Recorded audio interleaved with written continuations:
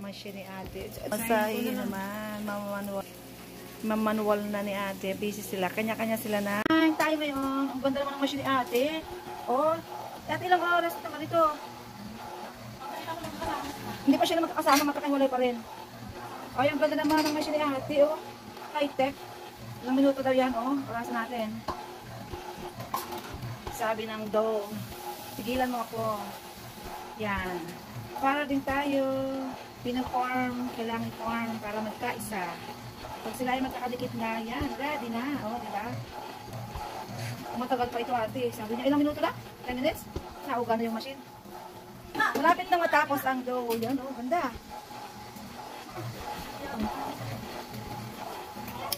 Yan. Tapos na. Kain na tayo. Sarap. Ito ang minamasa ni ate. Kaya pagkasarap. Magkano isa nito, ate? Wow! Mainit-init pa. Pandi Coco sa Canada. Yan, saan ka pa? Tay, tikman natin. Ito yung sa'yo, tay. Tayo doon tayo sa labas. Dahil natin sa duyan. Sarap! Sarap! Tatal kape. Sarap! Pandi Coco kayo dyan. Order na, order na. Special Pandi Coco. Masarap pa.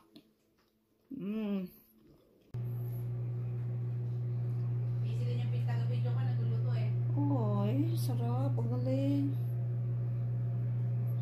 Ito na siya ngayon. Pandi Coco.